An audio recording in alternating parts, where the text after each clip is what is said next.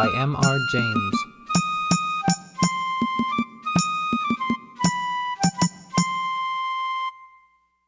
Two men in a smoking room were talking of their private school days. "At our school," said A, "we had a ghost's footmark on the stairs. What was it like? Oh, very unconvincing. Just the shape of a shoe with a square toe, if I remember right. The staircase was a stone one. I never heard any story about the thing. That seems odd when you think of it. Why didn't somebody invent one, I wonder? You can never tell with little boys. They have a mythology of their own. There's a subject for you, by the way, the folklore of private schools. Yes, the crop is rather scanty, though. I imagine, if you were to investigate the cycle of ghost stories, for instance, which the boys at private schools tell each other, they would all turn out to be highly compressed versions of stories out of books. Nowadays the Strand and Pearson's and so on would be extensively drawn upon. No doubt. They weren't born or thought of in my time. Let's see, I wonder if I can remember the staple ones that I was told. First there was the house with a room in which a series of people insisted on passing a night, and each of them in the morning was found kneeling in a corner and had just time to say, 'I've seen it,' and died." "Wasn't that the house in Berkeley Square?" "Oh, I dare say it was." And then there was the man who heard a noise in the passage at night, opened his door, and saw someone crawling towards him on all fours with his eye hanging out of his cheek. There was, besides, let me think, yes, the room where a man was found dead in bed with a horseshoe mark on his forehead, and the floor under the bed was covered with marks of horseshoes also. I don't know why. Also there was the lady who, unlocking her bedroom door in a strange house, heard a thin voice among the bed curtains say, 'Now we're shut in for the night.' None of those had any explanation or sequel. I wonder if they go on still, those stories. Oh, likely enough. With additions from the magazines, as I said. You never heard, did you, of a real ghost at a private school? I thought not. Nobody has that ever I came across. From the way in which you said that, I gather that you have. Well, I really don't know. But this is what was in my mind. It happened at my private school 30-odd years ago, and I haven't any explanation of it. The school, I mean, was near London. It was established in a large and fairly old house, a great white building with very fine grounds about it. There were large cedars in the garden, as there are in so many of the older gardens in the Thames Valley, and ancient elms in the 3 or 4 fields which we used for our games. I think probably it was quite an attractive place, but boys seldom allow that their schools possess any tolerable features. I came to the school in a September, soon after the year 1870, and among the boys who arrived on the same day was one whom I took to, a Highland boy, whom I will call MacLeod. I needn't spend time in describing him. The main thing is that I got to know him very well. He was not an exceptional boy in any way, not particularly good at books or games, but he suited me. The school was a large one. There must have been from 120 to 130 boys there as a rule, and so a considerable staff of masters was required, and there were rather frequent changes among them. One term, perhaps it was my 3rd or 4th, a new master made his appearance. His name was Samson. He was a tallish, stoutish, pale, black-bearded man. I think we liked him. He had travelled a good deal, and had stories which amused us on our school walks, so that there was some competition among us to get within earshot of him. I remember, too, dear me, I have hardly thought of it since then, that he had a charm on his watch-chain that attracted my attention one day, and he let me examine it. It was, I now suppose, a gold Byzantine coin. There was an effigy of some absurd emperor on one side. The other side had been worn practically smooth, and he had cut on it, rather barbarously, his own initials, G.W.S., and a date, 24 July, 1865. Yes, I can see it now. He told me he had picked it up in Constantinople. It was about the size of a florin, perhaps rather smaller. Well, the first odd thing that happened was this. Samson was doing Latin grammar with us. One of his favorite methods, perhaps it is rather a good one, was to make us construct sentences out of our heads to illustrate the rules he was trying to make us learn. Of course, that is a thing which gives a silly boy a chance of being impertinent. There are lots of school stories in which that happens, or anyhow there might be.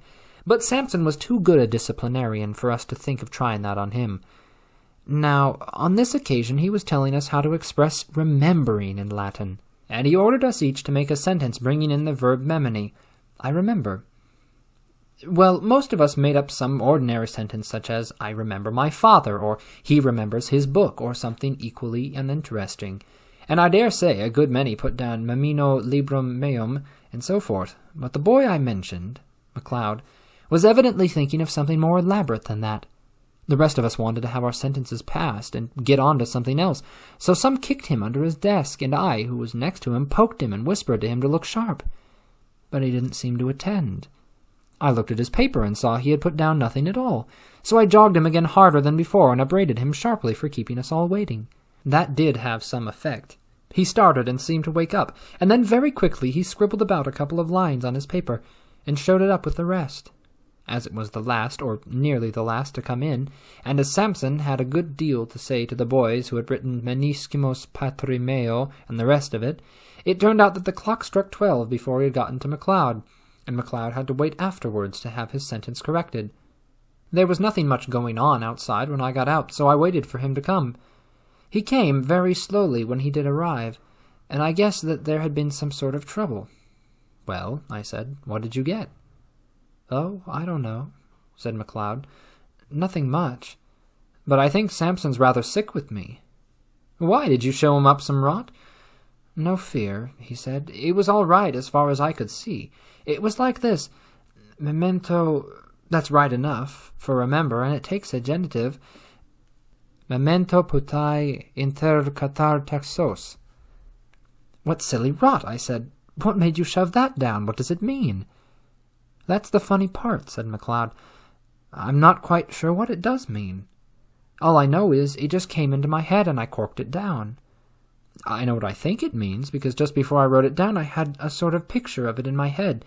I believe it means, remember the well among the what are those dark sort of trees that have red berries on them? Mountain ashes, I suppose you mean. I never heard of them," said McLeod. "No, I'll tell you. Use!" "Well, and what did Samson say?" "Well, he was jolly odd about it. When he read it, he got up and went over to the mantelpiece and stopped quite a long time without saying anything, with his back to me.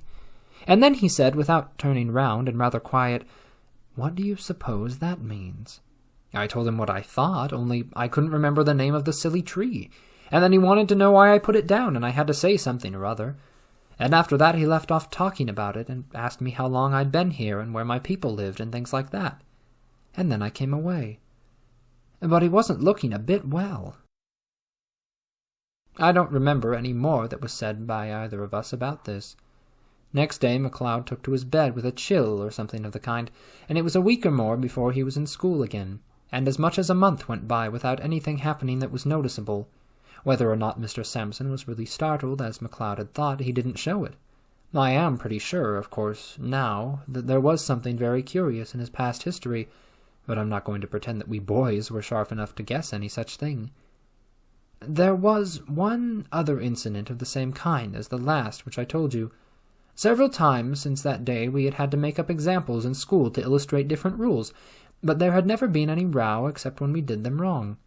At last there came a day when we were going through those dismal things which people call conditional sentences, and we were told to make a conditional sentence expressing a future consequence. We did it, right or wrong, and showed up our bits of paper, and Samson began looking through them.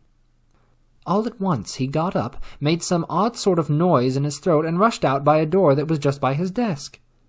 We sat there for a minute or two, and then, I suppose it was incorrect, but we went up, I and one or two others, to look at the papers on his desk.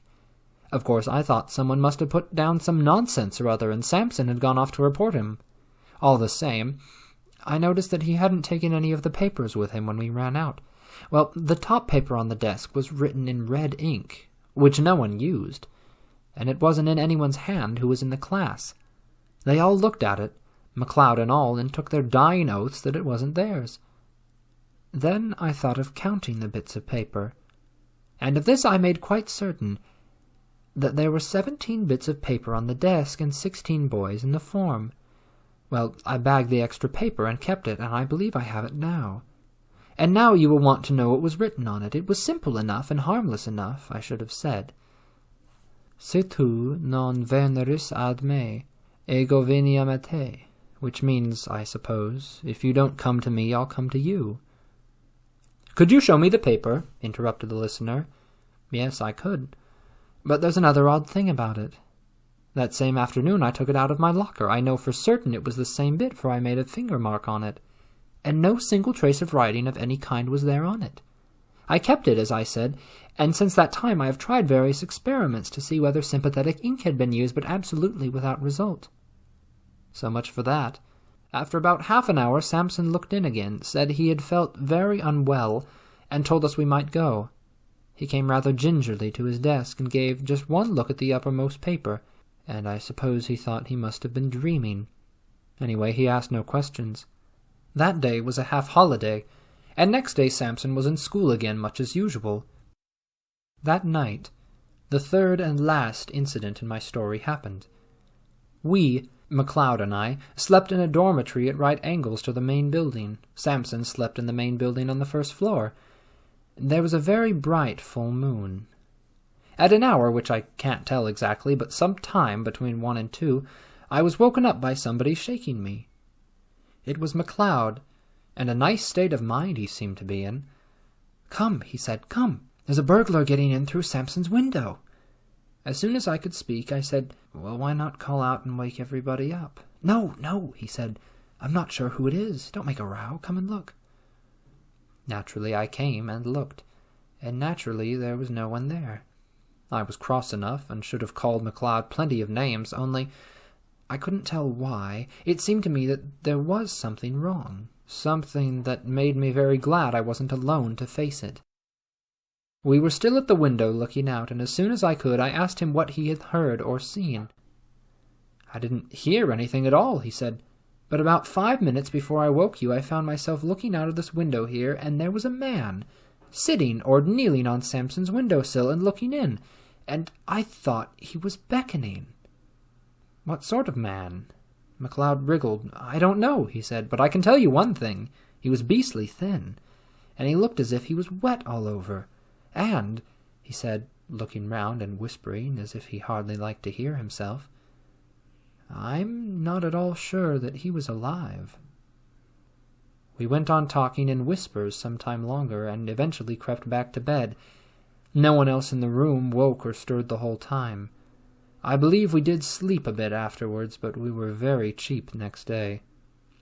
And next day Mr. Sampson was gone, not to be found, and I believe no trace of him has ever come to light since. In thinking it over, one of the oddest things about it all has seemed to me to be the fact that neither McLeod nor I ever mentioned what we had seen to any third person whatever. Of course no questions were asked on the subject, and if they had been, I'm inclined to believe that we could not have made any answer. We seemed unable to speak about it. "That is my story," said the narrator. "The only approach to a ghost story connected with the school that I know, but still, I think, an approach to such a thing. The sequel to this may perhaps be reckoned highly conventional, but a sequel there is, and so it must be produced. There had been more than one listener to the story, and in the latter part of the same year, or of the next, one such listener was staying at a country house in Ireland. One evening his host was turning over a drawer full of odds and ends in the smoking room. Suddenly he put his hand upon a little box. "Now," he said, "you know about old things. Tell me what that is." My friend opened the little box and found in it a thin gold chain with an object attached to it. He glanced at the object and then took off his spectacles to examine it more narrowly. "What's the history of this?" he asked. "Odd enough," was the answer. "You know the yew thicket in the shrubbery? Well, a year or two back we were cleaning out the old well that used to be in the clearing here, and what do you suppose we found?" "Is it possible that you found a body?" said the visitor with an odd feeling of nervousness. "We did that. But what's more, in every sense of the word, we found 2. Good heavens! 2? Was there anything to show how they got there? Was this thing found with them?" "It was. Amongst the rags of the clothes that were on one of the bodies. A bad business, whatever the story of it may have been. One body had the arms tight round the other. They must have been there 30 years or more, long enough before we came to this place. You may judge we filled that well up fast enough. Do you make anything of what's cut on that gold coin you have there?" "I think I can," said my friend, holding it to the light, "but he can read it without much difficulty. It seems to be GWS 24 July 1865.